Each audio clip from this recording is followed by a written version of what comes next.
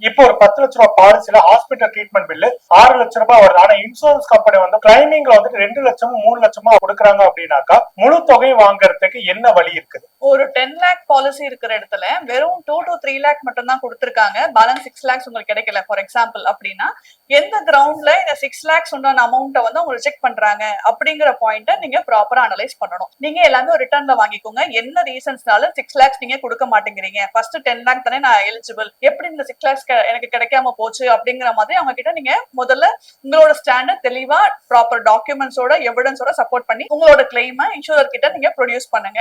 ஒருவேளை உங்களோட ட்ரீட்மெண்ட்டுக்கு மட்டும் தான் நாங்க செலவு பண்ணுவோம், உங்க ரூம் ரெண்ட்டுக்கோ மத்த லேப் டெஸ்ட்டுக்கோ இல்ல அது தொடர்பான மத்த செலவுகள் எதுக்குமே வந்து இந்த இன்சூரன்ஸ் பாலிசி சப்போர்ட் பண்ணாது அப்படிங்கறத தெளிவா டேர்ம்ஸ் அண்ட் கண்டிஷன்ஸ் டிஸ்கிரைப் பண்ணிருந்தாங்க அப்படின்னா அதை நீங்க சைன் பண்ண காரணத்தினால உங்களுக்கு அந்த மாதிரி அவங்க எதுல டிடெக்ட் பண்ணிருக்காங்களோ எது இல்லைன்னு சொல்லியிருக்காங்களோ அதுல இருந்து உங்களுக்கு கிளைம் வர வாய்ப்பு கம்மி. பொதுவா என்ன எக்ஸ்க்ளூட் பண்றாங்க, என்ன டிஸ்கவுண்ட் தருவாங்க, இல்ல எதுக்கு உங்களுக்கு உடனே ரெமெடி கிடைக்கும் அப்படிங்கறத நீங்க ப்ராப்பரா டேர்ம்ஸ் அண்ட் கண்டிஷன்ஸ்ல நீங்க படிச்சு பார்த்து டிசைட் பண்ணிக்கணும் அண்ட் அவங்க கிட்ட தெளிவா கேட்டுக்கணும். ஒருவேளை நீங்க ஒரு குறிப்பிட்ட அமௌண்ட் கட்டினதுக்கு அப்புறம் தான் அந்த இன்சூரன்ஸ் கம்பெனி மிச்ச அமௌண்ட்டை பே பண்ணும் அப்படின்னா நீங்க அந்த கோ பேமெண்ட் கிளாஸ்ல கவர் ஆகுறீங்களா அப்படிங்கறதையும் தெளிவா விசாரிச்சு தெளிவா கன்ஃபார்ம் பண்ணிட்டு நீங்க மிச்ச அமௌண்ட்டை பே பண்ற மாதிரி இருக்கும். இல்ல நீங்க முதல்ல ஃபுல் அமௌண்ட் பே பண்ணிடுவீங்க, அதுக்கப்புறம் ரீஇம்பர்ஸ்மெண்ட் இவ்வளவு வரணும் அதுதான் வரல அப்படின்னா நீங்க இப்ப நான் சொன்ன மெத்தட்ஸை வச்சு ப்ராப்பரா ஒரு கம்ப்ளைண்ட் மாதிரி லான்ச் பண்ணீங்க அப்படின்னா